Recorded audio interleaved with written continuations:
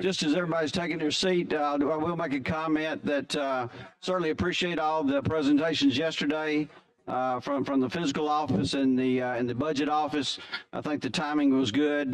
Chairman Albritton and I were talking all the way back to December about the timing of it and the need to hear from ADECA and ADM related to the first round of ARPA funds. So certainly appreciate everyone being here today to the Joint House and Senate Legislative General Fund Committee. We'll hear from several of our major department heads today, and thank you to all the senators and House members being here. We've got some new members that have joined us, and certainly appreciate your sacrifice in coming down today. So Secretary Hal Taylor, I've got start time, and you're up, sir. Yes, sir. Thank you. Thank you for your time, and appreciate y'all being here and having me here this morning. Hope everyone's doing okay. We'll start right off. The first line there, you see the $7 million is the personnel costs. That has to do with some non-sworn people. When we came together, when the bill was passed in 13, we actually came together in 15, the 12 agencies. There were only a handful of the 8 to 10 agencies that came over that brought support staff. Most of them came from DPS. We kept those, but the other agencies came over and didn't bring anyone, maybe 1 or 2, but not many. We're still trying to work through that and backfill some of those positions, ASAs, IT people, accounting people. We're still working to fill those slots. So that's what that's for. The next one, the gas increase, I'm sure you're all familiar with that, is we had to pull some money that we were hoping to spend for other things, some equipment to pay for gas because it was so high this past year. That 1.9 will help recover and recoup some of that cost. Cars, vehicle maintenance cost increase. We'd like to buy 100 cars. 35 of those are 05 Taurus that need to be replaced. They have several 100,000 miles on them, and that's just the cost for the 100. No equipment, no lights, siren, anything like that. But we think we get to use our money from our auction for equipment, and we've done really well at auction with the cars that we've got to auction off, to use a little bit of that money to help offset that cost with the equipment and the things that go in the car. CCH, the computerized criminal history. This touches everybody in law enforcement. It touches, you can see on this slide, judges, incarceration. It touches everybody that has anything to do with background, fingerprint cards, anything at all. Our system is old. It needs to be replaced. The hardware is old. We are not in compliance. We're not able to do things. We have a backlog of about 1 million fingerprint cards that need to be put into the new system so that we get the right person when somebody's doing a background check or arrest is made or something happens, that we have the right person.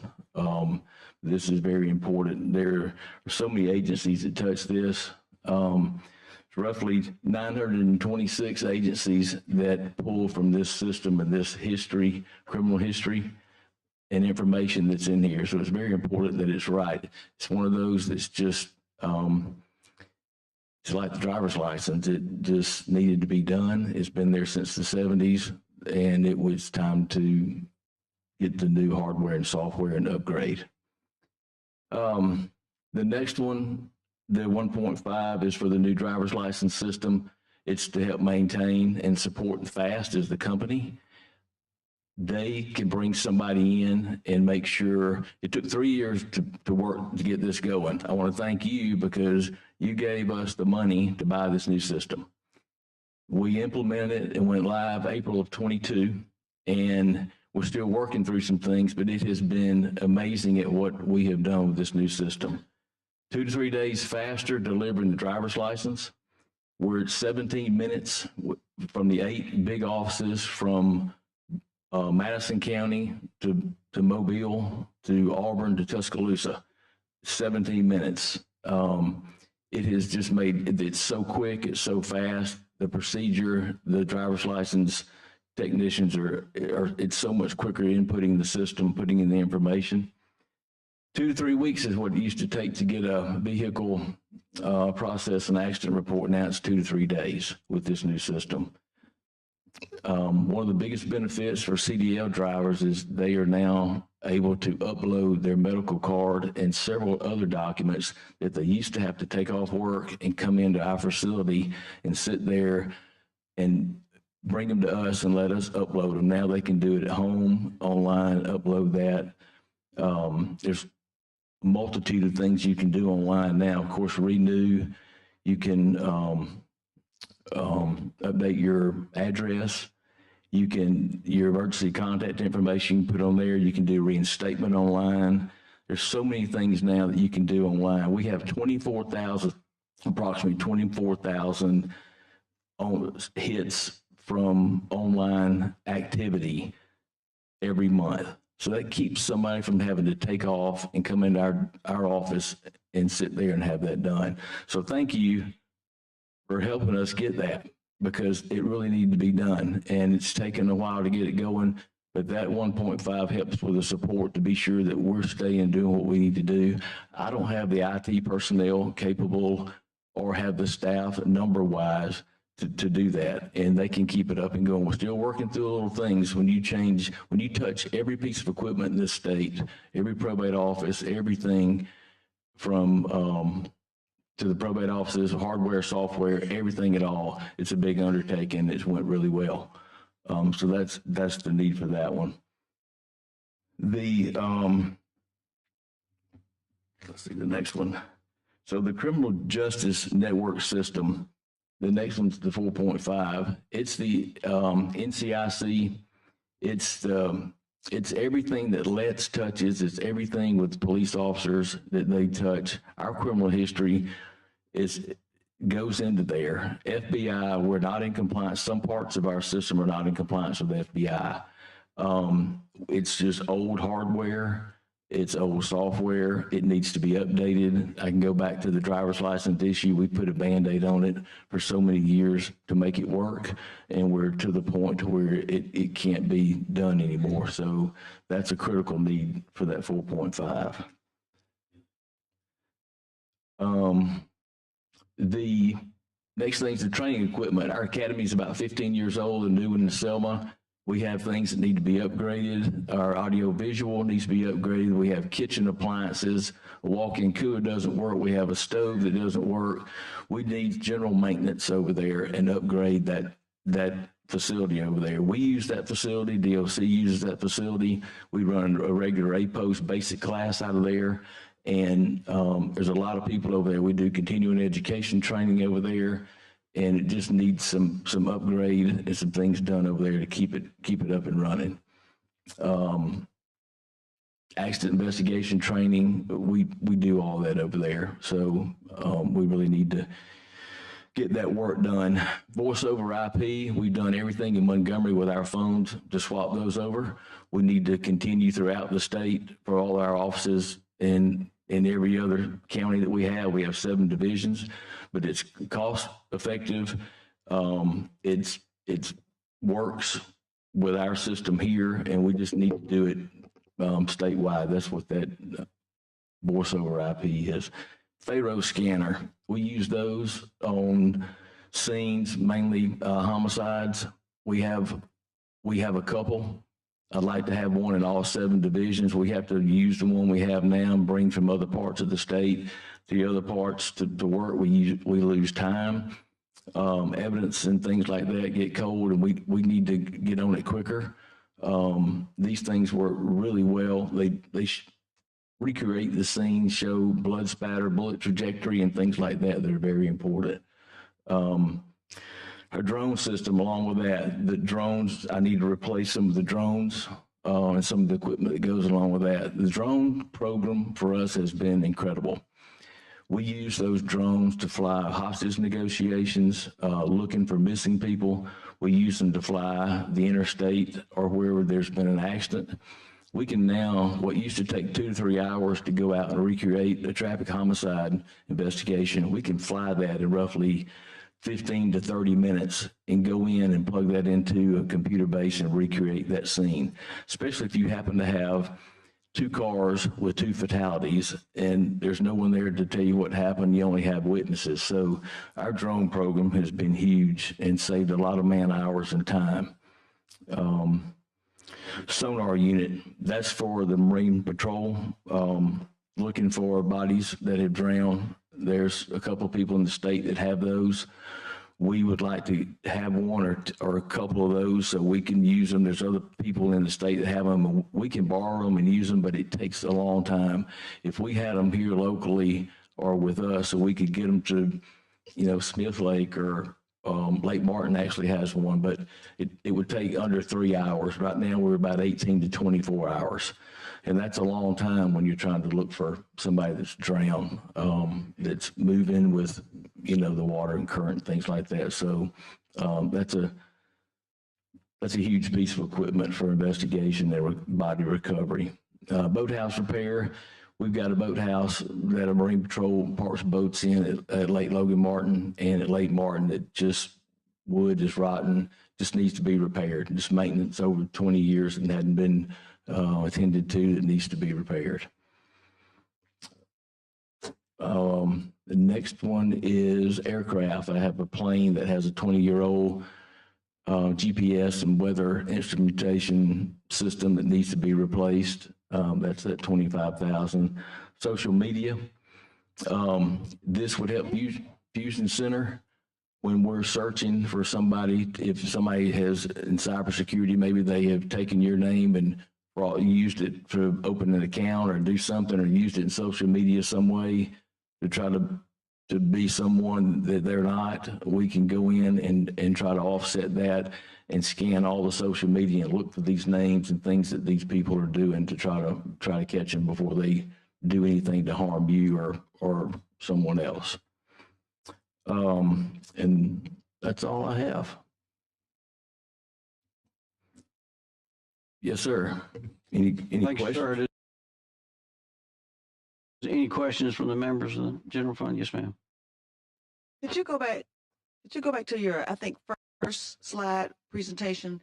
I think you were talking about how you pull all the data from all over the state to keep track with records or crimes. I knew you shouldn't have gave me this remote. Well, the question is, okay, I think it was maybe the one before that. Okay. The question is, I mean, that you were talking about how there's a need to try to pull all the information from all over the state to understand, have a database of what crimes have been committed. And right now that there is a problem if we are trying to do things that pass legislation. I was looking at something just a couple of weeks ago, and the problem is that we don't have a centralized database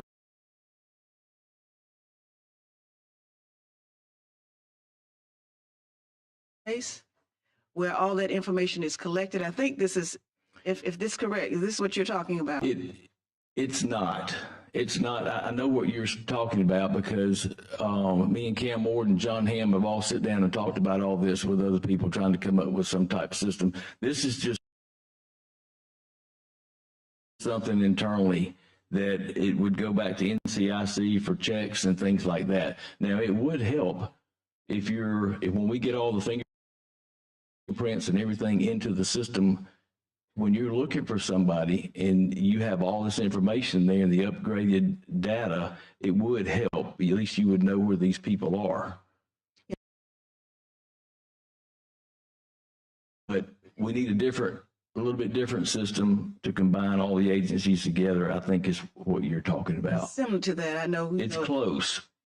Yeah, if someone has committed a crime in more than one city, maybe they're already locked up in one place. And now local governments, maybe they tend to kind of communicate and say, hey, you know, we've got XYZ here.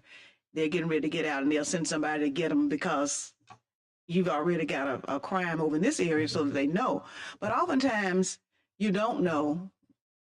There's no way to check. Correct. And so that's what I'm trying to get to.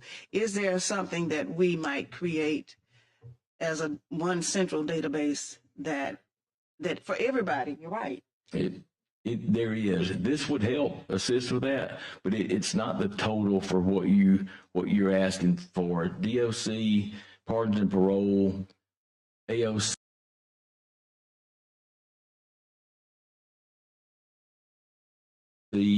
Do not have access, and we don't get their information into this. This is something totally different, but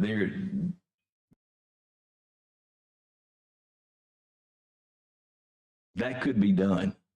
That could be done. It's we looked at it, and it's a lot of money to put it all together, but there is a way to do it. Yeah, but you got a lot of cracks in your system. Yes, ma'am.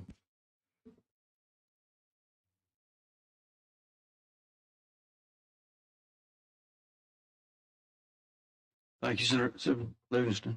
Mr. Secretary, your driver's license program's come a long way. We appreciate that. Does it have the ability to send an email or notice in advance that your license is expiring in 30 days? We do.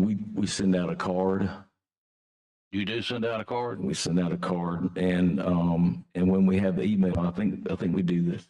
Do we do the email and the card, or both? Yeah, I know the card, but I'm not sure if we do the email. This all says text is better, but you know, Yeah, well, sorry, I just had two mayors before I came down here were complaining about didn't get a notice that their license was expired or expiring. So when their own officers pulled them over inside their city limits. So well, here's what happens a lot of times is people move and they don't change their address, and then we mail it to the old address and they don't get it.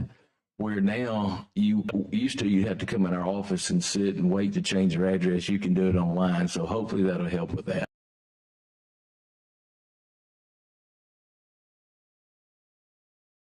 yeah, I hope so. Thank you. Yes, sir.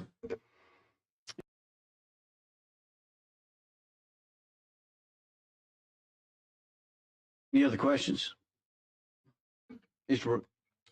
I'd like to go back to that centralized database. You say it'd be expensive. To me, it's a lot more expensive to run fragmented systems all over the place instead of having one centralized database that everybody in the state could use. Law enforcement, everybody feeding into one system. It can't be more expensive than operating all these fragmented systems.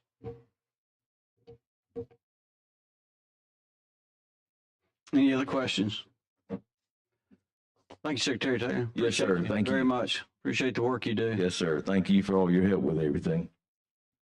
Members, Kurt Fulford reminded us that today's presentations by our agency heads will be on the legislature website in the fiscal office drop down. Yep. And he'll send you a link to those this afternoon. All right, Bureau of Pardons and Paroles Director Cam Ward. Mr. Chairman, members of the committee, thank you for having me here today. Senator Albritton, you'll be pleased to know you and I talked about this. I'm wearing my glasses. The job is making me go blind. So I'm aging gracefully, I hope. I think you just finally got your eyes opened. Oh, yeah, that's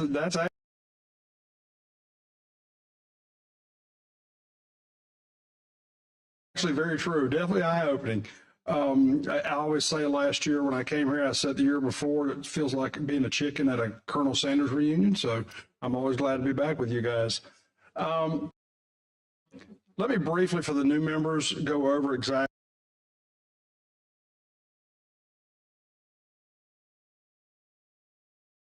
what we are and what we do, and then we'll dive into the budget request, which is actually pretty minor.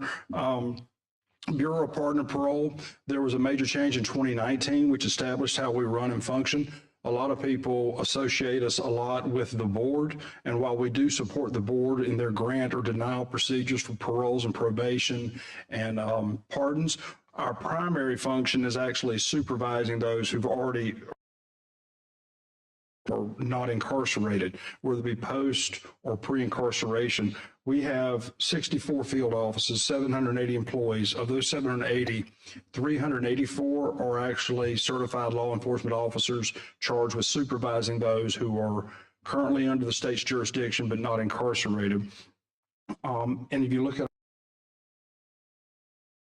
our mission, one of the biggest parts of our mission, hands down, is reduce crime and recidivism. And I've taken that on as a personal mission of mine, the recidivism.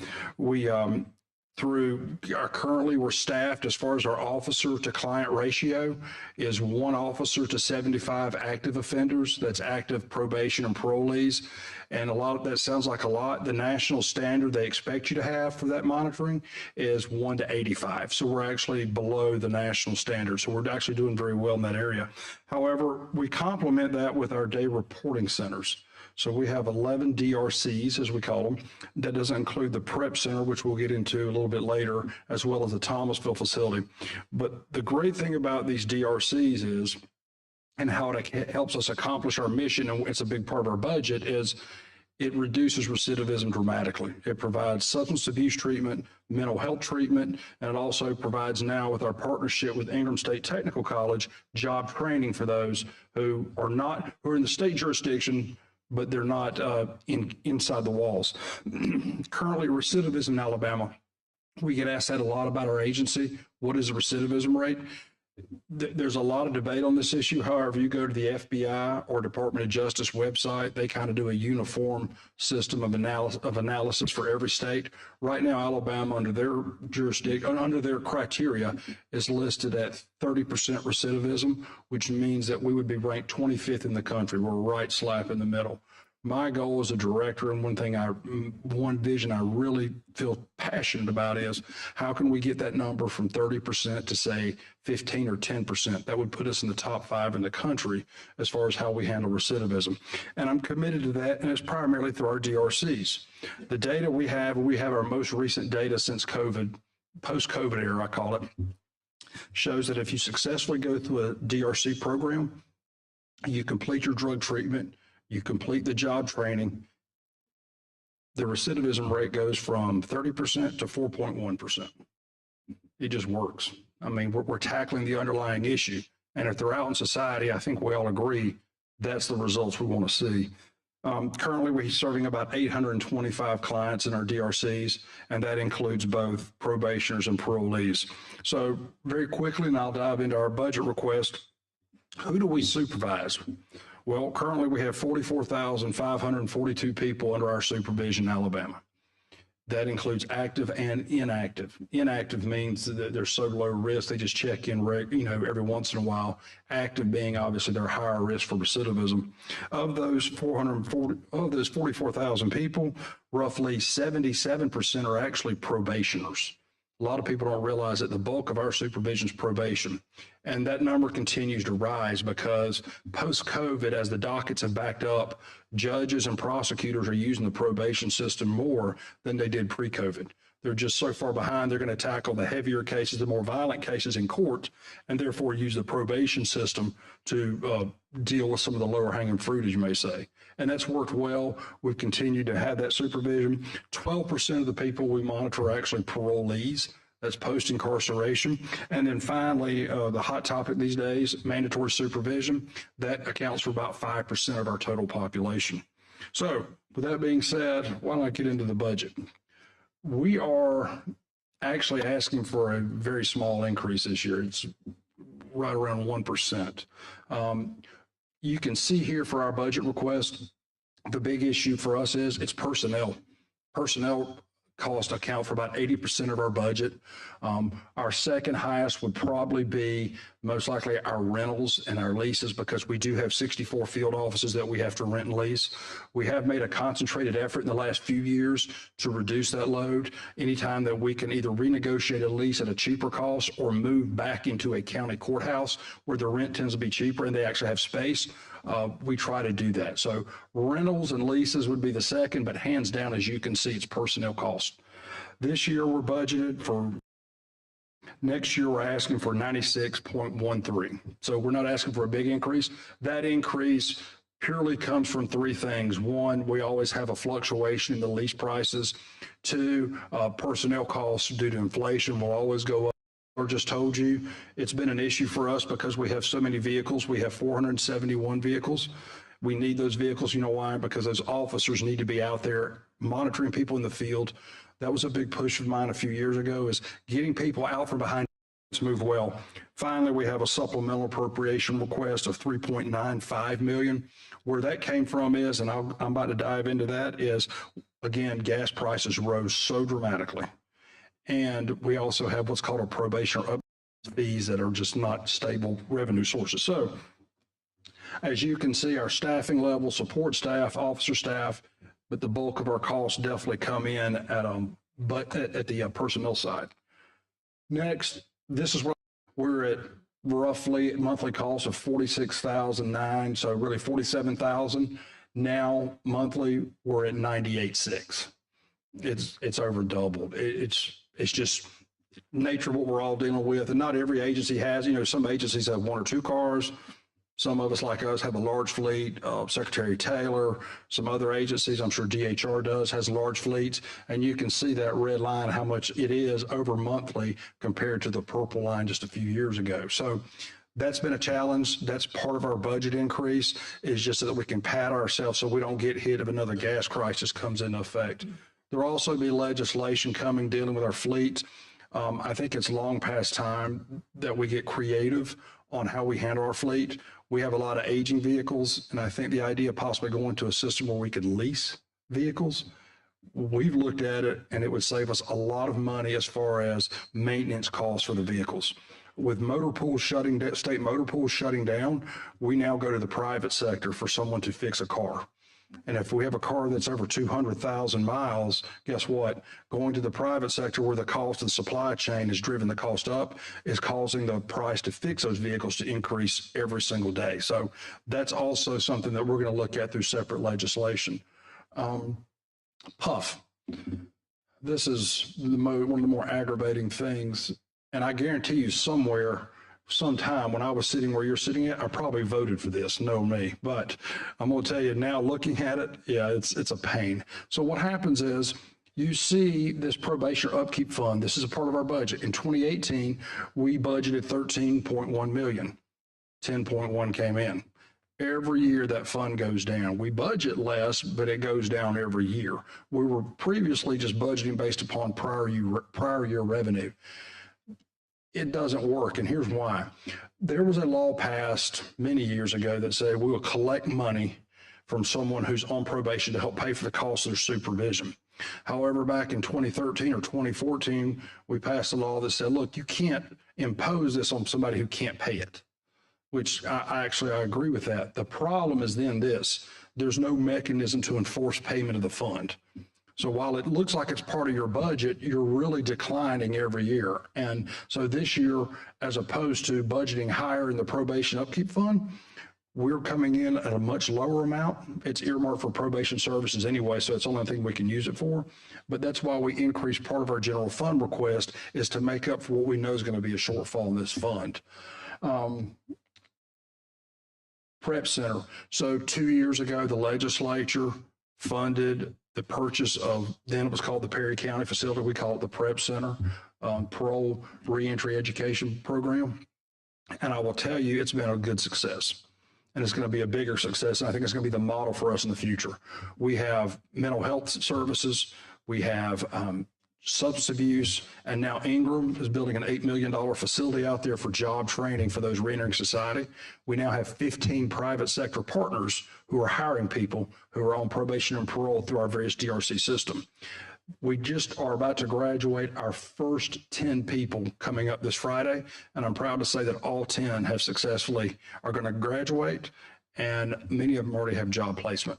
And I think that's something that means that goes back to that 4.1% recidivism rate. It's going to go down because that's the model for the future. And me personally, I foresee that first class was 10 people. I think going forward, we could get as many as 200 or 250 people out there going through the same kind of programming. They're screened. Not everybody's eligible. There's some people who it's just not for them. It's not going to make it. But for those that are screened and go there, I think this could be the model for the future if we replicate this around the state once we're sure we've got all the kinks worked out here.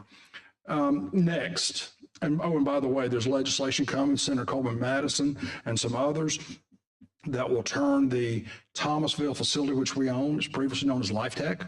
That will actually be turned into a very similar facility as the Prep Center, but it'll be servicing for formerly incarcerated women.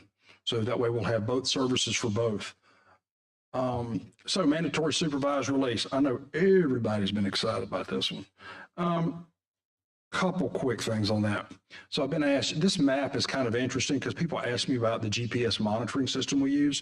This is a daily map you can look at and you can see where someone is, where the individual's at home or where they're within the approved moving area. And then you'll get a nice little flashing notification if they're going somewhere they're not supposed to be. So that's the current map on mandatory supervised release. Few numbers because I've been asked about this. One, we were asked, can your agency handle the number of people to monitor? The answer is yes. I told you earlier, we're a 1 to 75 ratio. The people coming out are spread over a large geographical area. 421 people were put on mandatory supervision, and they were spread out over a 4-time period from Department of Corrections through January into February. 421 were put on. 13 monitors have already been removed because the client EOS'd. They've already end of sentenced and they're no longer in Alabama's jurisdiction. Of the number of people, that 421 who have committed a new violation, of 421, we had 10 people commit new offenses, and almost all of them had something to do with drugs or paraphernalia. There were some small property crimes, but that's the statistics there. So of new offenses, so we've had 2.3% reoffend. All of those were our parole officers involved. We were able to be involved in making sure that person went back to prison. And we also had 14 devices removed because when the person was released, there was an outstanding warrant for them in a county jail. They were immediately taken to the county jail where the device was removed, and that way they can serve their time until they go to their next case with the particular county they were sent to. So that being said, I guess the last thing I would bring up again is I feel like we're on the right path. You know, if our goal is to reduce recidivism and therefore increase public safety, I think we're in a position to do that. And a lot of it comes from the fact that on the electronic monitoring side that you gave us, that's helped us a lot. Y'all gave us $4.6 million, $4.8 million electronic monitoring. I feel like this year, individuals that will be monitored, I think we'll go anywhere from 3,000 to 3,500 people will be monitored this year. So I'm very proud of our officers. They've done a great job. We had to adapt to make changes for the mandatory supervised release. We had to make some changes to deal with our monitoring, but I feel like our officers have done a great job adapting. So, Mr. Chairman, members of the committee, I'll be glad to open it up for questions. Thank you, Director. Just a quick question, and then Ms. Hall, I'll call on you. So appreciate your work on the job placement. Certainly that's going to save this body funding in future budgets. So we appreciate that, and keep us posted on how those numbers grow. Yes, sir, Mr. Chairman. Ms. Hall. Thank you, Mr. Chairman. Could you tell me what percentage of those individuals that you have that are being monitored or on monitoring devices are unable to pay? No, they don't pay. So there's no. No. And Representative Hall, this was a big stickler of mine, and this is a philosophical issue for me. When I approached the legislature last year to fund this program, the individuals do not pay for the device. The state of Alabama does. So there's no add up as they No, go through thing. Okay. And I would be opposed to adding such a fee too. I think I think you're going to get into some lawsuits, and it doesn't work. The other part you mentioned, the service or cost services being needed. Has there been any thought given to training individuals that are within your area to understand and learn the mechanics of the car and using their skills to repair? Oh, you're talking about repair. You're talking about job training? Yes. So what we did was, and I serve on the foundation board for Ingram State Technical College. We've partnered with them in multiple locations now, and actually they're our biggest education trainer. And so, for example, the three most popular these days are welding, HVAC repair, and then general maintenance repair. We've talked with a company over in Uniontown, not far from our facility, that has actually asked us. They reached out to us and said, we want to hire people on parole who are getting this job training because we can't find any employees to fix the machinery here. And so that's become very popular. And as we know in the South, HVAC repair, that'll never go out of style. We got to have our air conditioning, so that's always worked well. But I'll tell you another story, Ms. Hall. We had a gentleman who was in our custody, in our jurisdiction, went off, and while he was in our jurisdiction, got a welding certificate.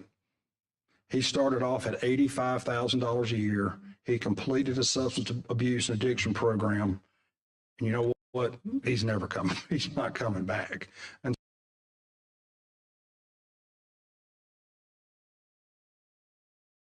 so it's a proven success story, but it takes investment, it takes resources, and I realize that. I was thinking in terms of your car repairs as well. Oh, our car repair. You have to be very careful with that because if someone's in our jurisdiction, you force them to fix something, you're going to get into an issue on income and a lot of employment right stuff that I don't want to get into. I'm afraid it'll create more problems than good. Representative Warren.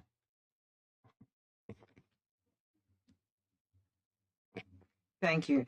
I want to get back to what you were saying about the Life Tech facility that you have at Thomasville now.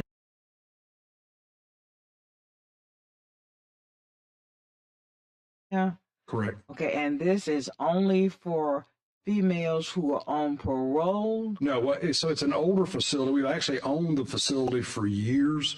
We haven't had people there for a while, but even Ingram's job training program is there. Traditionally, it was for men, but when we opened up the prep center in Uniontown, you realize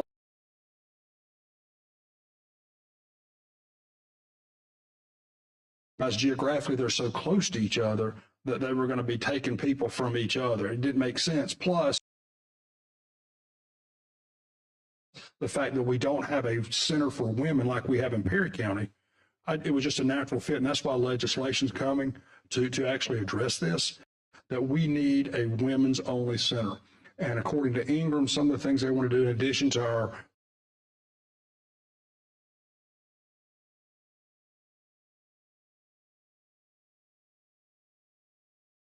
substance abuse and mental health treatment for those on parole, it's women on parole, is also address the job training skill. And believe it or not, one of the biggest ones looking at for women is the commercial driver's license.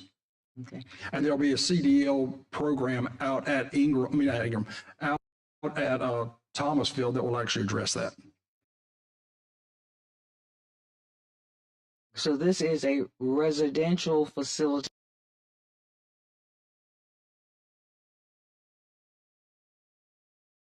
for parole women. It is, yes. Okay. Thank you. Thank you. Any other questions? And members, let me comment.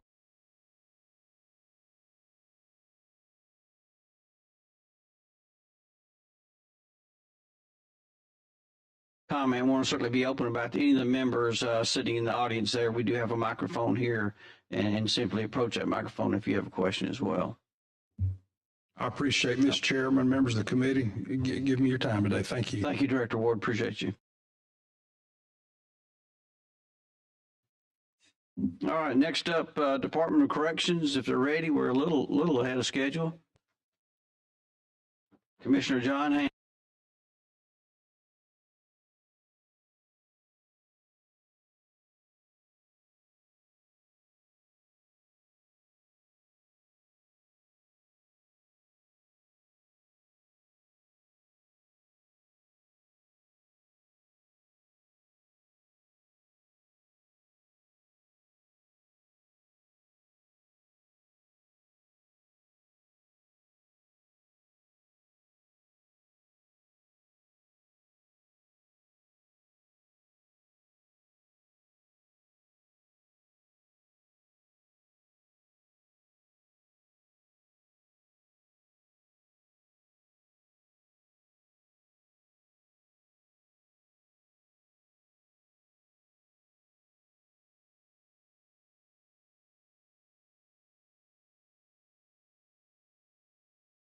will be approximately 300 acres inside the fence. We already have Cadell Construction. They mobilized equipment. Temporary power's been there. Site work has been going on. The pad's actually been complete. And there's been a lot of interest in sinkholes and work stoppages. I can tell you there are no sinkholes. We showed the Prison Oversight Committee last week pictures taken the day before of work in progress. There's no sinkholes. And I'll probably have to get Senator Chambliss to but you can see what's going on in Escambia. We've had some grain bin, some small demolition that we had to do, building the access road for construction. Site works drawings is ongoing. So this is some of the pictures showed the Oversight Committee of them actually working on the site, moving dirt. The yellow things, those are for the precast concrete cells that are going to be basically produced right there on site. There's kind of a panoramic view of the site, but I don't know how to operate this. Well, it's a video. Huh? Click what?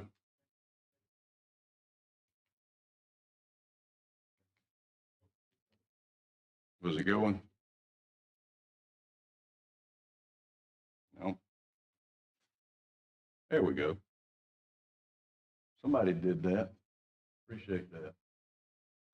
This is a little bit, you can see at the top, that's our State and Elmore Draper campus. To the left is the construction pad. There's roads right there, top right before they turn. That's where all the construction trailers are being gathered and all the workers are parking. Probably at peak construction time, sometime in the next year or so, there will be approximately 800 construction workers on site. So as you can see, there's an access road around. Hadn't seen any sinkholes yet.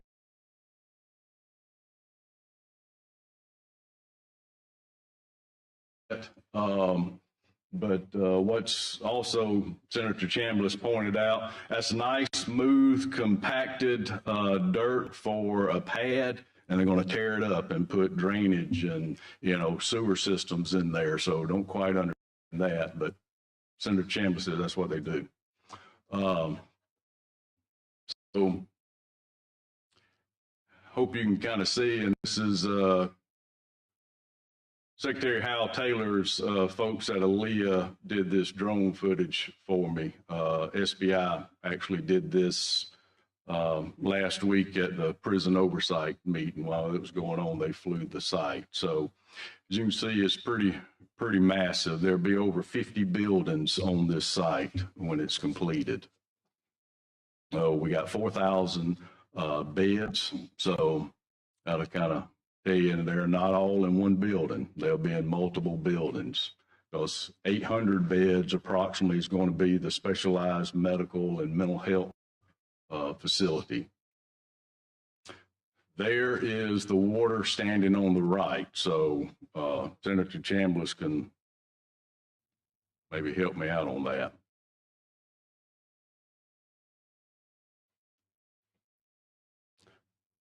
All right, I think y'all seen probably enough of the site. We'd actually gotten out there after they had quit work for the day, so there's no machinery out there. They're still out there working. Again, there's pictures of the precast cells, and that's just a relationship picture of where are on the site, and that kind of gives you a good visual of how big that is. That's 300 acres inside that perimeter road. I can't remember how many miles of fence it will be. And there's the water drained off of the site. How do you? What do you? Is that not just a retention pond? Yeah, something like that. But Senator Chambliss, I'm struggling here for some help. Tell them you need to phone a friend. I need a phone a friend. Absolutely. The site obviously was not level like that to begin with, so it's all been leveled off. And as that water collects on that site, it has to have somewhere to go. And then we are not able to release it any faster than it was being released prior to construction. So that detention pond is what holds that water and releases it at the pre-construction rate. Yeah, he said that a lot better now. All right. So now we're going to get into some of the numbers of, these two facilities that the legislature approved back in special session in 21, 4,000 beds each. This is a little custody population that we have. These custody populations actually what we have in our facilities. They're not community corrections. They're not county jails. They're not other states. They're not in federal facilities. These are what's in Alabama facilities. The blue line's the actual numbers. The red line is kind of a projection. So right now it's leveled off a little bit, but we were net gain about 50 to 60 inmates a month in 22. So we kind of see that trend happening. Of course, with the legislation, will either adversely impact that numbers or positively impact those numbers.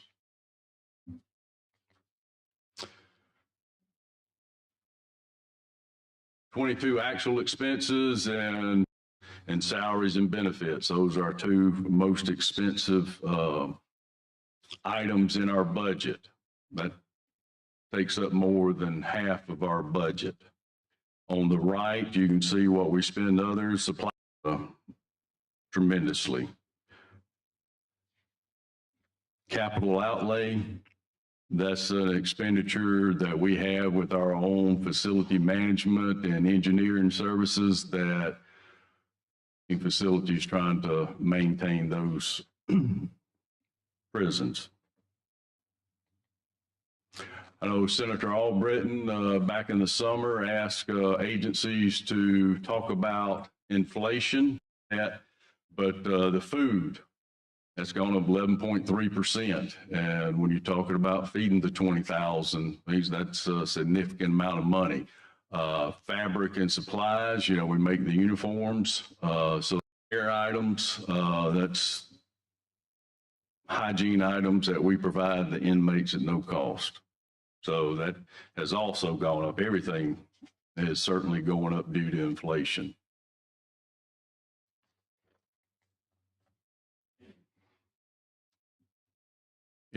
Immediate staffing needs and short-term initiatives. I know staffing is certainly an issue with all my counterparts. Other state agencies, we have issues on hiring people.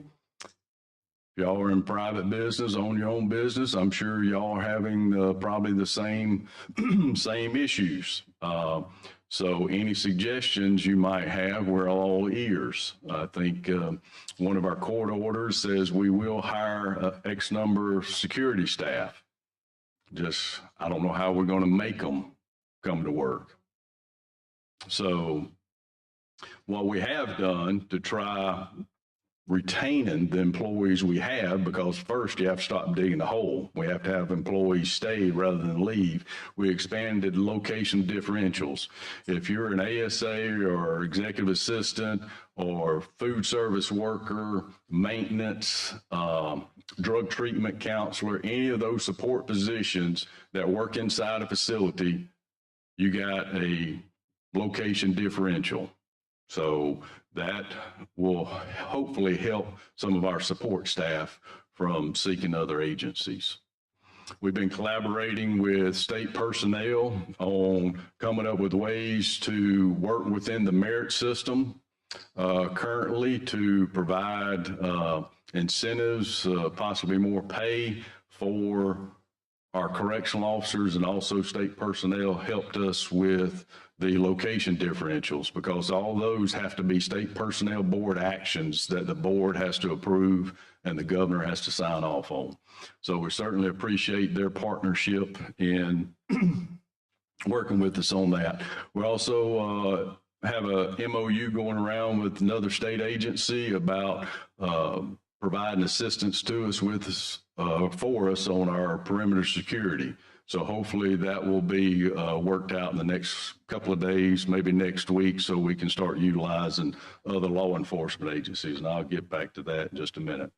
Also, we have, well, don't know if it's actually out, but trying to get a bid out for private security to staff non-contact posts. That's cubicles, that's employee searching coming in and out of the facilities, and other positions where they will not have direct contact with inmates. Because if we don't have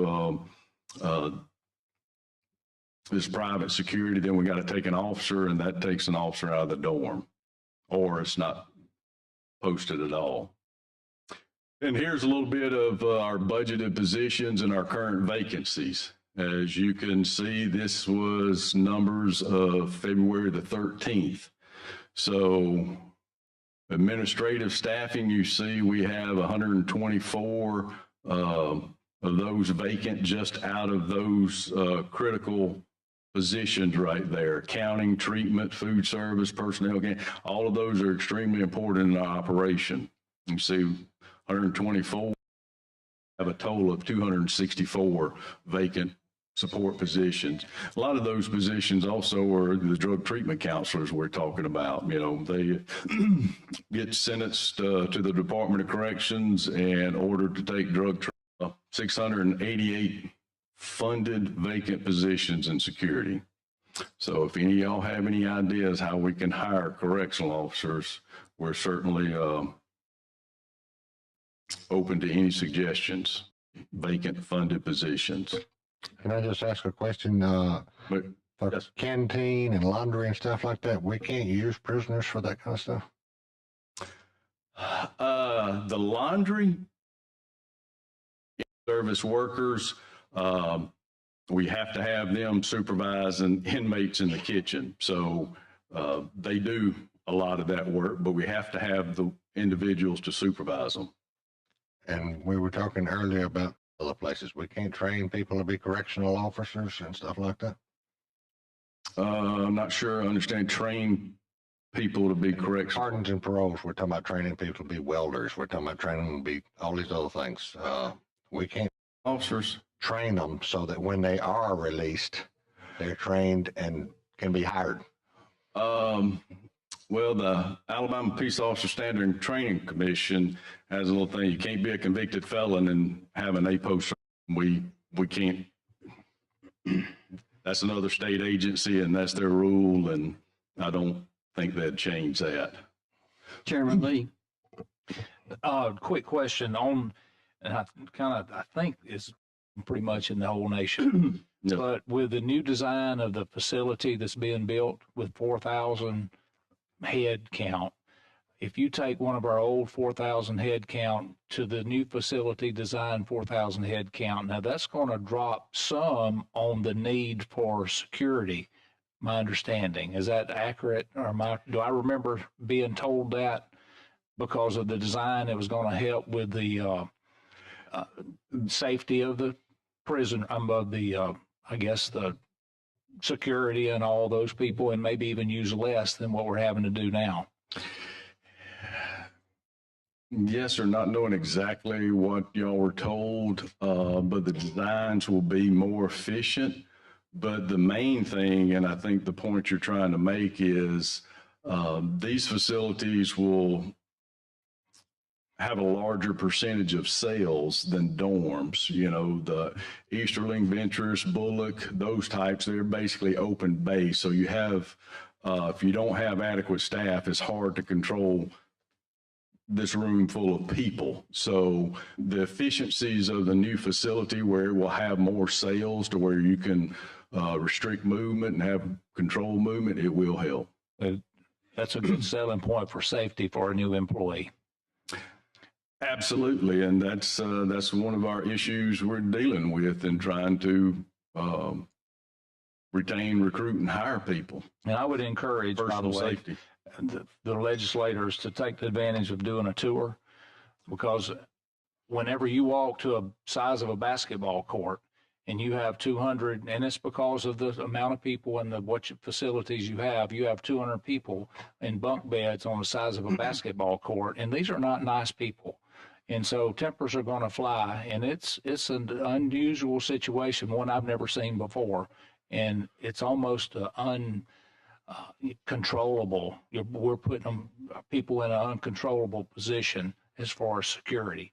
So I want to do whatever we can to first keep our employees safe, and then second, make sure that the guys that are trying to get on track to do their time and get out and go to work, that we keep them safe as well. So Absolutely, and I appreciate that, Representative Lee, because I know Chairman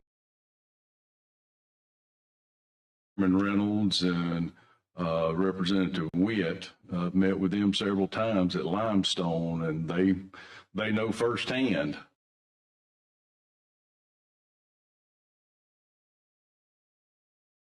about what it's like. You know, people can be outside and just insinuate or think about how things are. They saw it firsthand, and you know, we're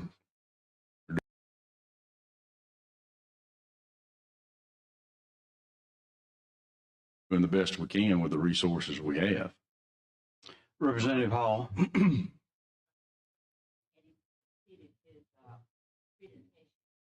I still got a little bit, but hey, I just soon talk about what y'all want to talk about.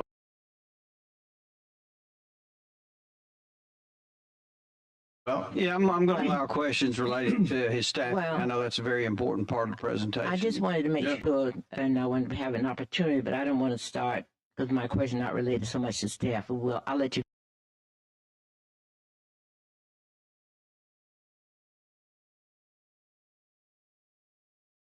finish, and then I'd like to be.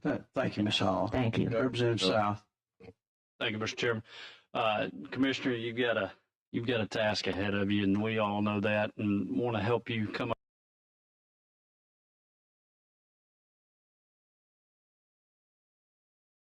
with solutions. My question, beyond the safety aspect that Representative Lee was talking about, is, I know we've made some progress in pay for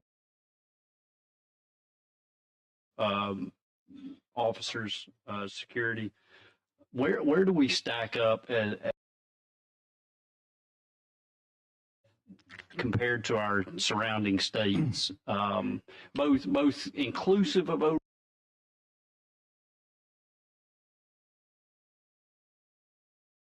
overtime and then just base pay as well?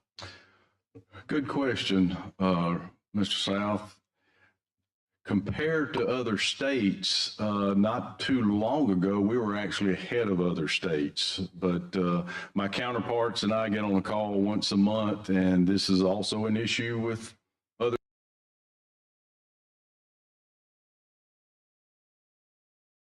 states. I know Texas and Florida have been real aggressive in compensation, and they're passing us now. I mean, by a substantial margin. But really, when we look at trying to recruit and hire a correctional officer, they're coming from here. They're a group of people that want to get in public safety work. So we're competing with, the police departments and the sheriff's offices of the state of Alabama. So that's really our competition, and we're not faring very well with them. Our compensation is lower and the benefits. So maybe if you could generalize, I know you can't get into specifics because that is a moving target, but generally, are we 20% lower than those we're competing with, or are we?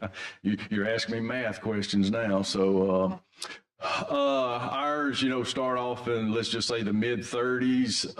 We have police departments that are actively recruiting on social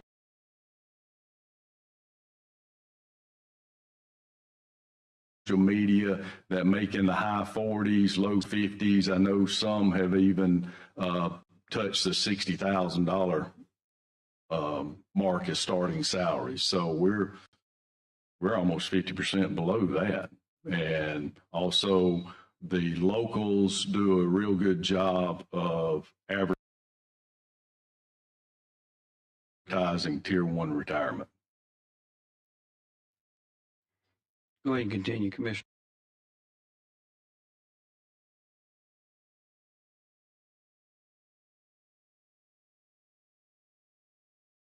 Thank you, sir. Yes, sir. I think that's there. So what are we doing to try to get these qualified candidates, and what are we doing to get as many folks as we can interested in the job? We've got some long-term initiatives and some short-term, and one of the things we've done is we've gotten some consultant. Mark Sting's been on board with DOC for a while, but we brought in Horizon Point Consulting and RippleWorks. They're two companies that help with employee retention because, as I stated, we got to keep the employees we have from leaving. So when we do hire, we can have a net gain rather than breaking even or a negative number. So RippleWorks is doing a real good job of getting the pulse of the workforce, giving us some actionable items that we can actually show the employees that, you know, you've talked about it, now we're taking action on it. Horizon Point, they're the ones identifying and recruiting quality candidates for us. So they have been very helpful, and, you know, we look, a lot of this stuff is not overnight. Hey, I've been here, 13 months, 14 months, so I'm not going to fix, you know, decades old problems. The same thing with the hiring and retention, but we're working on it, and we feel like we're real close to maybe start seeing some of those net gains, because I believe one of the reports that we have to provide the courts in our lawsuits, we had about 8 quarters of decline in staffing. We were losing more people than we were bringing in. Last quarter, that number leveled off. That doesn't sound like a whole lot, but that is a huge victory for us.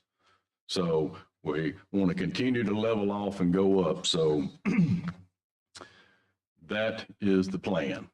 Retention bonus plan. I know Chairman Albritton and I have discussions about this. This was a law that the legislature passed back several years ago. Kind of find that out.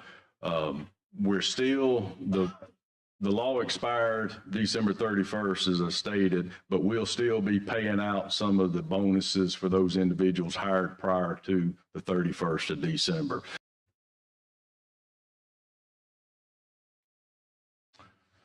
All right, there's some big numbers up there.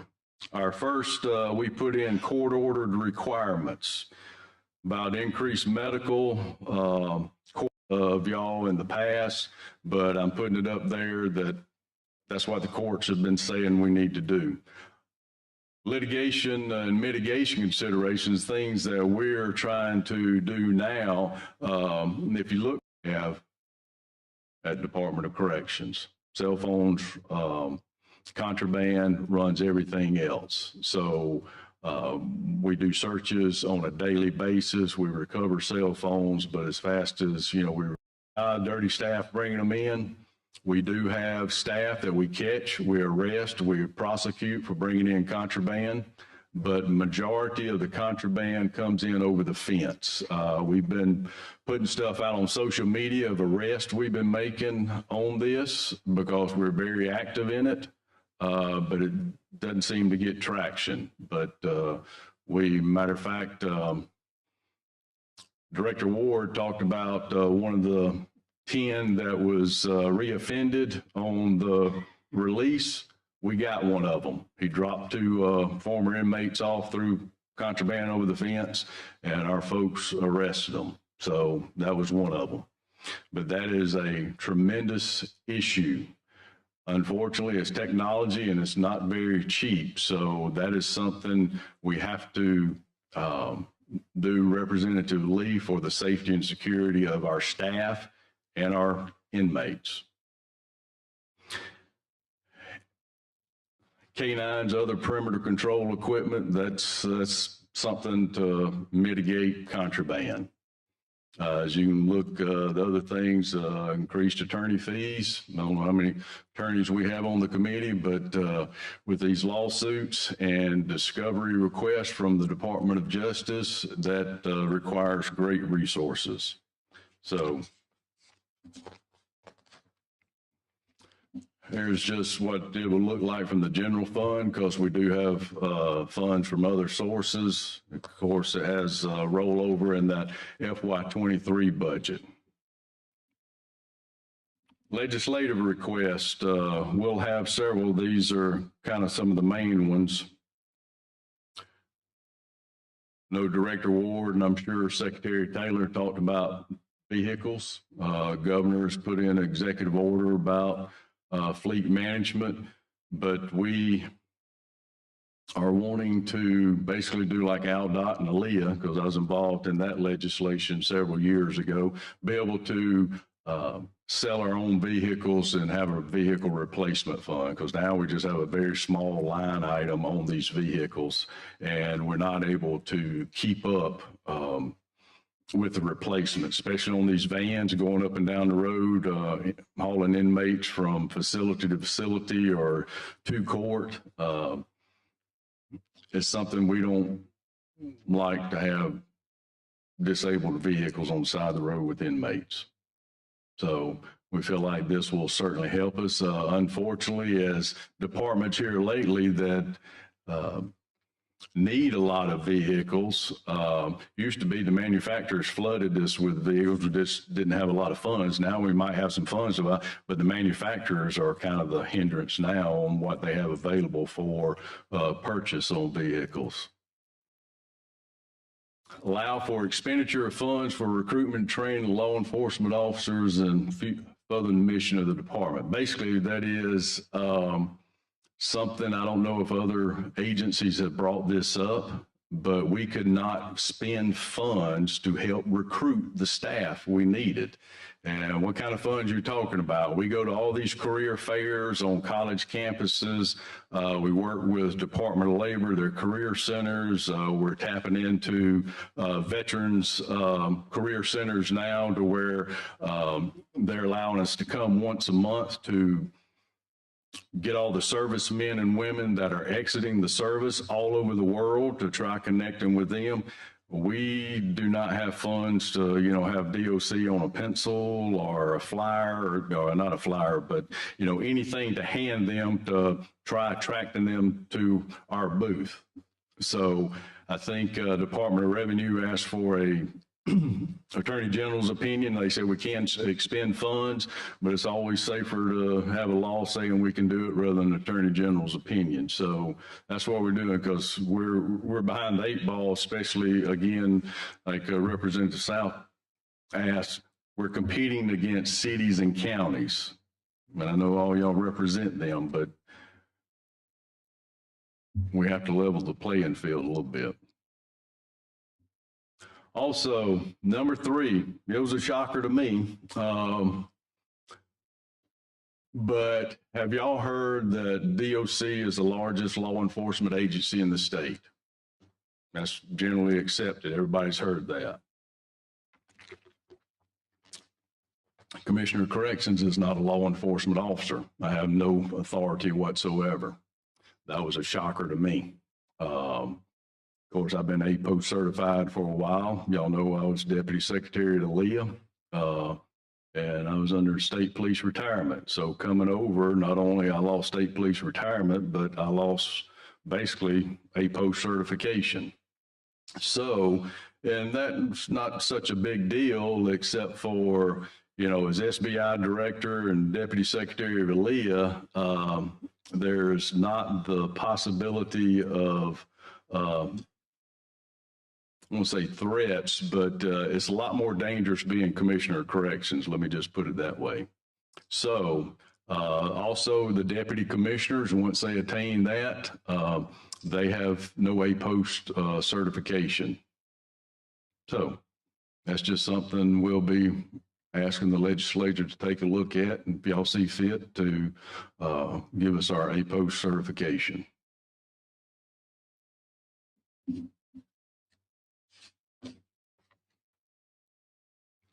All right, rehabilitative programs. List them there. I know some of y'all were at Ingram State yesterday. I was there for a little bit. Had to leave early, but have a great program there of training our inmates on various programs. I know Director Ward talked about some of it because they work with both Pardons and Parole and us. And of course, most of the Ingram campuses, they don't have students unless they have our inmates. They're totally dependent on the inmates, and they do a great job of giving them training and getting them ready for transition to the free world. We have private industry calling all the time, wanting to know when someone's getting out because they have a diesel mechanic certification, HVAC, you name it. They do a good job. We also have a degree program from Auburn University at Tutwiler. They're in their second year of that 4-year degree program right now. They're trying to get another cohort to start another one. Our faith-based partners, we would not be able to accomplish our mission without them. They do a great job. Some of us Jumpstart, that's a national program around, and Core Life Link. Some of y'all are very familiar with the Church of the Highlands. They do a great job of supporting us and providing these services for the inmates at, most all of our institutions.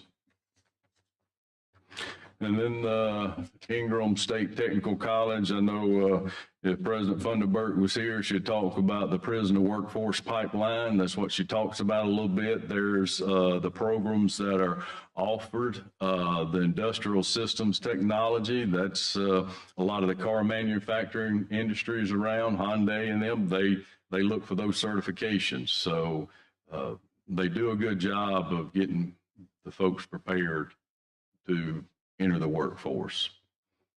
Well, that's it. Now the questions. Here they come. Thank you, Commissioner. No, I appreciate y'all. Any questions, members? Representative Easterbrook? I just have one. You said that most of the contraband's coming over the fence. You mean people coming there throwing it over the fence and they pick it up later, or? Yes, sir. That's exactly what I mean. And you can't see them coming to put it in with thermal technology or anything like that. And I mean, we use it in deer hunting, so I mean, yes, sir. That's coming 400 yards before it gets back. So that is exactly right. That's the reason we're trying to partner with other agencies, because as you saw, we're 688 staff short now. So if we do not have the staff, I understand. It all circles back to that. Will the new prison address that issue? We're going to have a lot of technology at the new prison. Let me just tell you on that. I mean, I hear about I know very little about prisons and law enforcement, but I hear about the contraband all over the country coming in, and as a citizen, it's hard to understand why you can't stop it. But I know it's not easy, or everybody would be stopping it. So I'm just curious. Correct. And all my counterparts in other states, are having the same issue, but, it circles back to staff. We can talk about staff. We have all these initiatives and y'all have things that y'all want us to do, but when we're putting out fires every day just to survive, it's hard to do any of these initiatives if we do not have the staff, not the security staff, but the support staff. Reporting. I know we need to report. We need to be transparent. But the lack of technology within the department, that's a manual process most of the time. And it takes a lot of time to do that. So, it's the chicken or the egg. Representative Hall? Thank you very much for each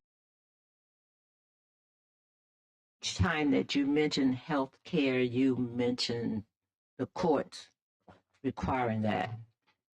And so as you talked about that, help me to understand how you were able to negotiate the contract that you did to the highest bidder for prison health care. Now, can you boil that down? What's your question? My question is, help me to understand, you had a contract that was presented to the Contract Review Committee for healthcare. Correct. And you, the company that you chose was a company called Yes Can? Yes, Care. Oh, Yes Care, okay. And that all of the information I received or I've seen from that it was only 1 year old. And so how do you get that type of service for that kind of money? How do you? Okay. We had a committee, probably just about as many of these people review the RFP. It gets sent out. We have I think there's only 5 companies in the United States that does prison health care to this extent. And we had 4 bidders. So the committee, they have all their criteria, their scoring sheets, they score it, then they make a recommendation to me to select the vendor. Usually it's one recommendation. This time they had a choice between 2 companies for me to choose. And I made the choice of Yes Care, which they say they were formerly Corizon, and they do whatever businesses do, and formulated a new company called Yes Care. So are you aware of all the lawsuits? I'm aware of all of it. And based on that, you would still choose a company that comes up with 1 year of experience versus what the RFP is requiring? Let me say this. When I read an article like that, that causes me to be real nosy and start asking questions. And that's so great. Right. And we have nothing, like I said, you can certainly talk to the committee. You can, talk about the scoring sheets, the values given to pricing, but everything is a little bit deeper than what's on the surface and in an article you read. So if we would have chosen the other vendor that was recommended, they were a very new company as well. They just went into the state of Mississippi for theirs. They didn't really have a track record. So if I would have chosen them, we would have gotten criticized as well by we didn't choose one of the bigger, more established companies. So as the lawyers in here, we take the totality of the circumstances and look at what's going to be the best for the state of Alabama, because it's more than just a number on the paper.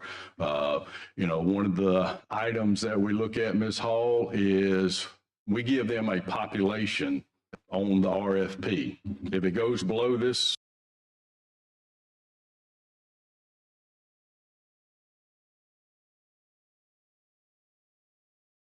number, you give us money. If it goes above that number, we have to give you more money. And we calculate those numbers because they're not all the same. And we give that a value. So some companies, that value was pretty high. And we feel like we're going over that population at some time during this contract period. It just sounds like you seem like so I guess and that requires a lot more questions. I mean, brings more questions to mind for me. When we talk about the dollars and spending the dollars wisely, and then when we talk about the needs, and it appeared that they got the highest bidder. No, ma'am, we did not. But the monies that we are spending, and each time that you referred to the federal lawsuit, you talked about that was because, and I was trying to determine at the rate at which you chose this vendor, which is in 1 year of, it appears, or, their name changed, they became another company. And then we have opportunity to provide contracts to individuals within the state for other things, not just for the health care. and we don't seem to get those same kind of opportunities. And so my question still was, how can we justify that, what you did with that particular bid? And suppose there's a need for a change in it, a contingency fund or whatever, needing additional funds. We are expected to follow through on that. Am I correct? They come back and say, oh, we need more money.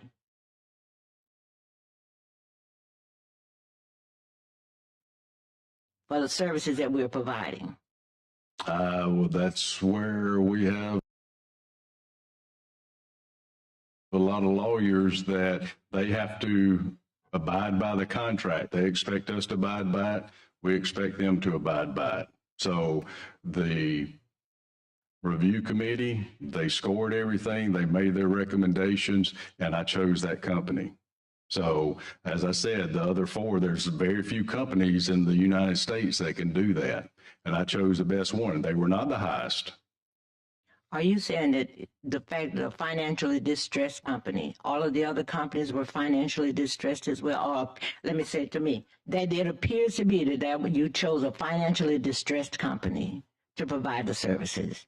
And are you saying the other companies were pretty much in the same position? I don't know about the other companies because they were not recommended to me. But one of the requirements of the RFP is this company has to provide bond. And to provide a bond in that amount, then their finances were certainly looked at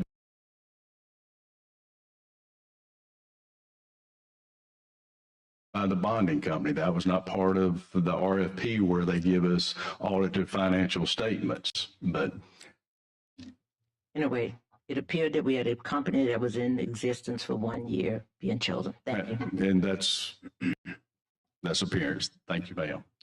Representative Mooney.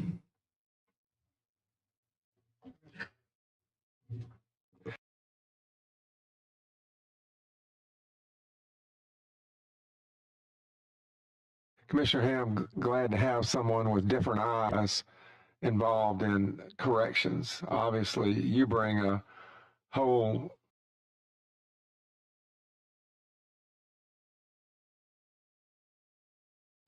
understanding and career that's different than what has been at corrections prior to you being there. And it's exciting to realize that we can have a different set of eyes on things. I know I've been asking questions since I came to the legislature in 2015 about prison activities and issues and things. And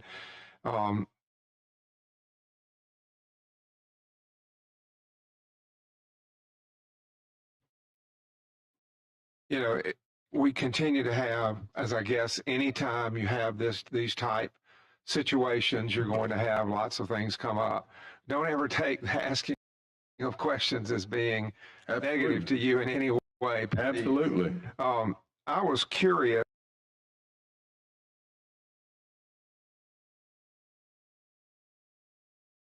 Really, this is going back to what you were speaking about the prison construction. I know Yes. Representative Wingo, who's retired, and I had spent a great deal of time talking to the construction management company about how they would be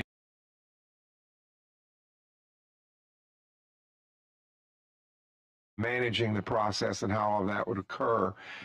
Where are we as far as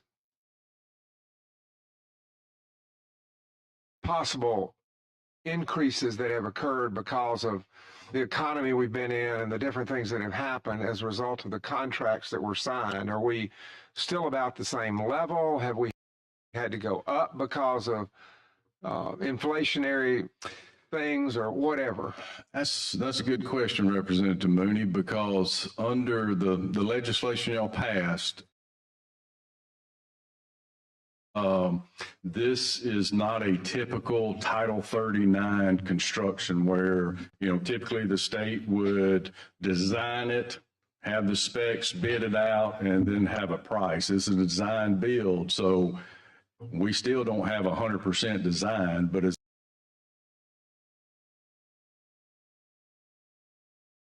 they design a portion of it, we bid out those packages, and so forth. It was a time factor. I'm sure there's some other issues that go along with that for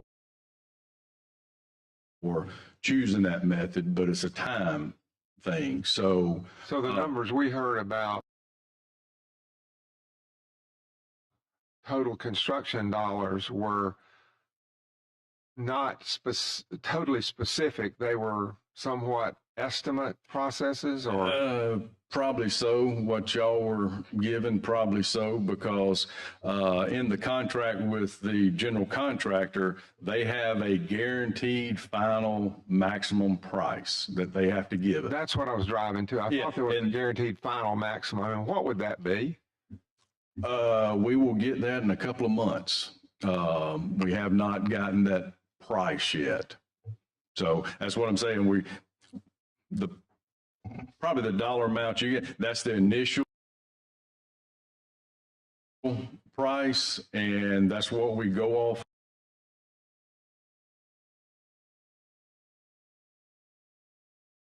of. But as these bid packages are sent out and getting bids back, some of them have come below, which was good, but then some of them have been over. But the general contractor will give us a guaranteed price here in a couple of months. Yes, sir. I know Cadell is working, I believe, with. They're the general contractor.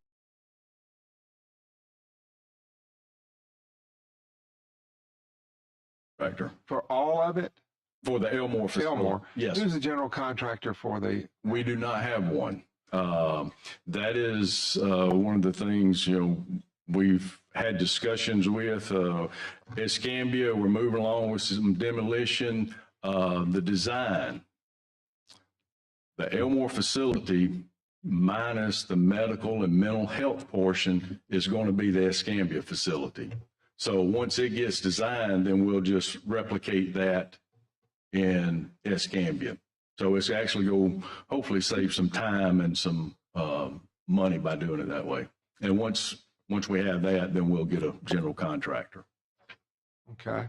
I mean, to be honest, I know we were very confident of Hoare Construction Management and the process that they would have in helping to try and hold down cost increases and things. They were very effective in what they've seemed to present about how they would be doing their processes and their work. So that was a very comforting thing in the process of trying to decide to vote for something that I had opposed previously. They provided great comfort in that area. I was looking at the sheet we got, and I noticed that the $35 million that was listed under professional services in relation to increased medical services was the vast majority of the $60 million increase that it appears the request is from 2023 to 24. Is that a result of the difference in the bids that were provided and chosen in relation to the medical service company, the $1.06 billion contract? I believe so. And then also having to do a 6-month contract to get us to this RFP that we just selected the vendor on. That cost was increased as well for us to have that 6-month bridge. Okay, I understand that. So then really the $35 million is not all related to the new contract that's being proposed. Some of it's the bridge. Yes, sir. And that was money that came out of our general fund that we had to come up with. Okay. And you mentioned that there was a committee that made the selection process. I've not been, and I have to admit that I probably should say that I'm remiss in not going to a contract review committee meeting, but I'm not a member, so I haven't gone. But who's on that committee that made the selection? Who are the? Oh, we had medical professionals. We had individuals from Department of Finance. We had people from the governor's office. We had mental health professionals on there as well, because it is a medical and mental health contract. So we tried getting a broad spectrum of views from the medical profession, and went through the RFP and made sure one of things that we needed also compliance with federal court orders, because, we have been ordered to do certain things, with our mentally ill inmates. Okay.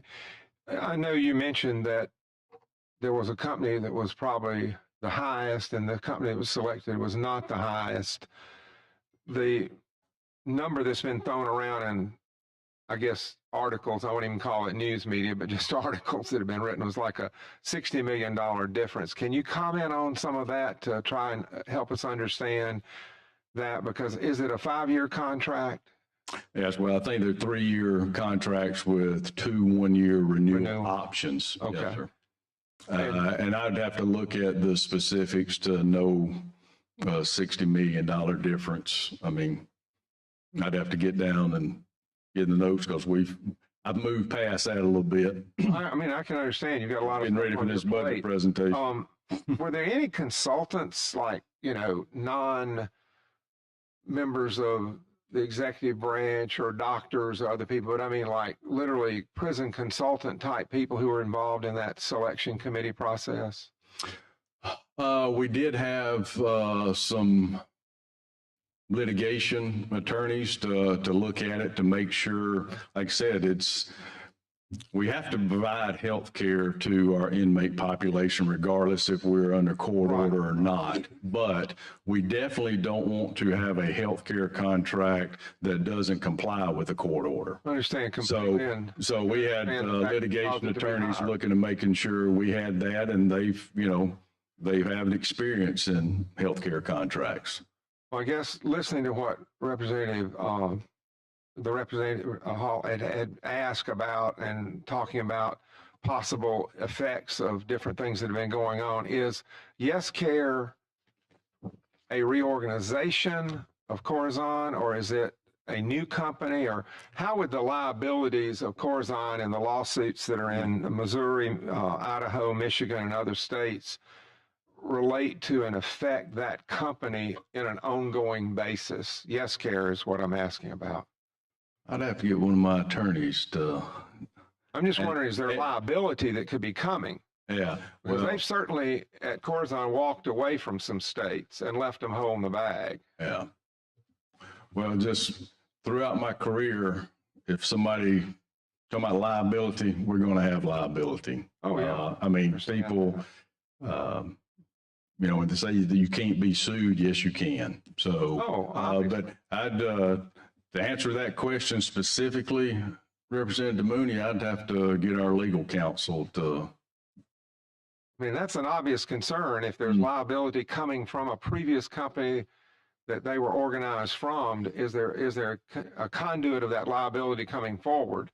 Because that makes you ask the question, is there a contingency plan if this same type thing happens with Yes Care in providing the needed medical services and so forth that are in the contract that y'all have chosen and all? So I guess my world of commercial real estate, we always looked at and had contingency plans for what could happen in the process. And this is a bit more alarming from the standpoint of the track record of Corazon prior to, if Yes Care, and I haven't been able to figure that out looking at things online about the company, if they're a reorganization or not. I mean, do you know, are they a reorganization of Corazon?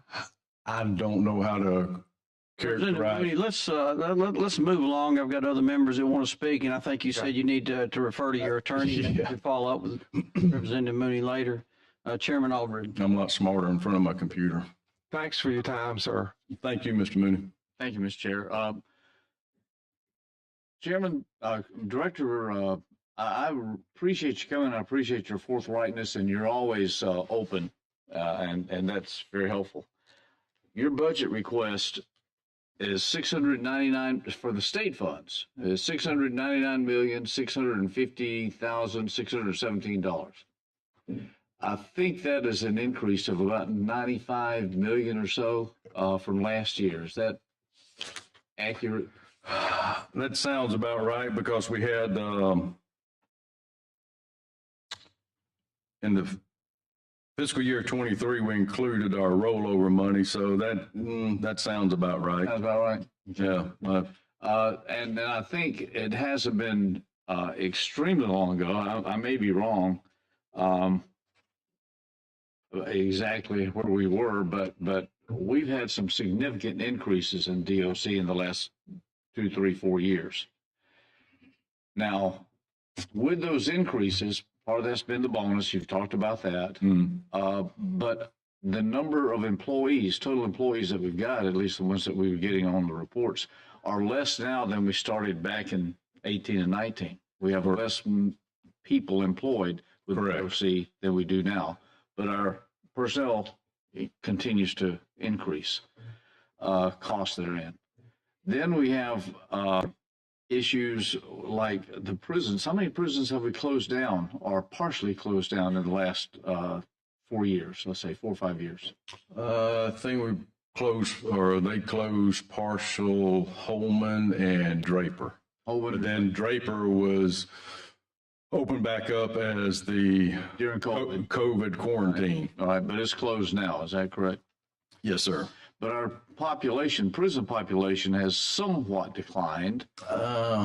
It declined during COVID, and then when I came in January of 22, started pulling the state inmates out of county jails. Exactly. It wasn't that the inmates declined necessarily; they're just held in a different place. Correct. Yeah, and so we've got fairly stable inmates, but our facilities have the number of facilities have declined, and the number of personnel have declined. Yet our costs continue to increase. Is there an end game to this? I mean, by that I mean how much more can we? You know, we got a lot of costs here, a lot of obligations, a lot of attorney fees, and God bless them, I guess. But the point is, I guess, is that we've got to find an end game. We've got to find where we get to this, and that we gain the control back on what we're doing here. We made a lot of steps, and it seems like we're all we think we're heading in the right directions between the construction, between the aspects of the trainings and such, the programs and things that we've made. What, if you would, tell me what progress, with the monies that we've increased, where is the progress that we've made in DOC over the last number of years?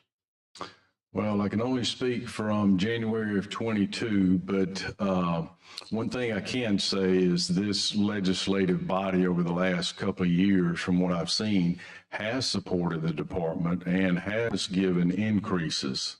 But that has been from years and years of not getting increases and not being looked after. So, but it hasn't made any difference or significant difference in employee retention or hiring. Correct. And that is something that I've said time and time again. I am open to any suggestions of anyone wanting to come to work for the Department of Corrections. We pull registers for support personnel and, you know, had our CFO pull one for an ASA, Administrative Support Assistant, 20 people on the register, 2 responded, 2 did not show up.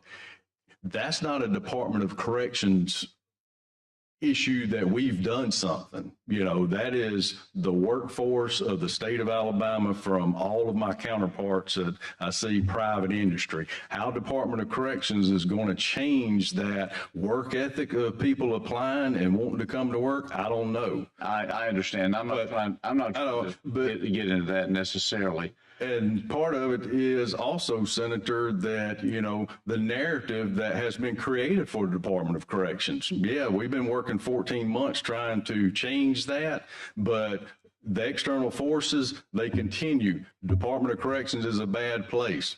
Bad place. Yeah.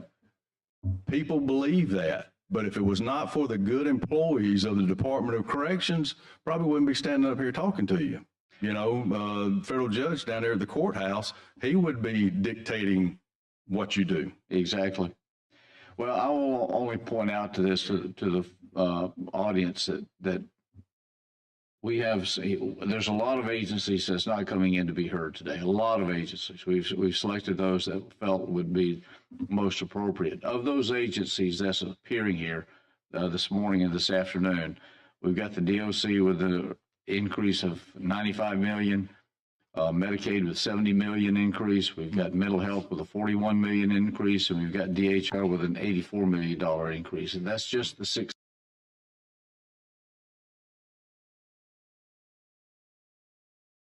agencies that we have here today.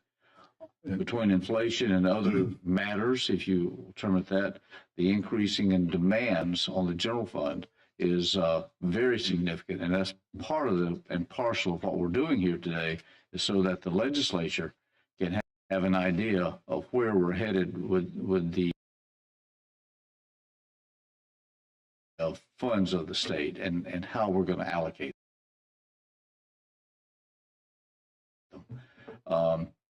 Very often we get caught up in the issues of that we want to do good for people, and we want to help everybody, and we want to do everything else, but when we start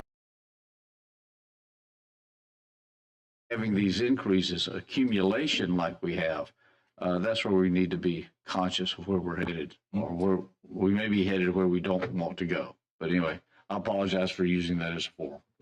Thank you, Mr. Chairman.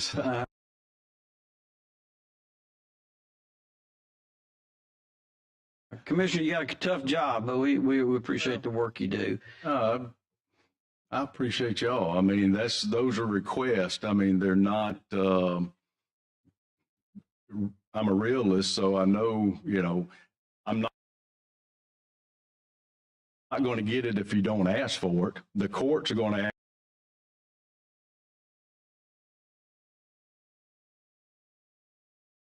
ask me, why didn't you ask for these things? So I'm asking. Now, that's y'all's responsibility to, provide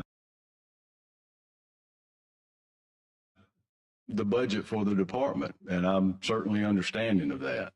Sure. And well, we appreciate you being here today and presenting to us. And committee will stand in adjournment till 1:30 this afternoon. Thank you. Geez.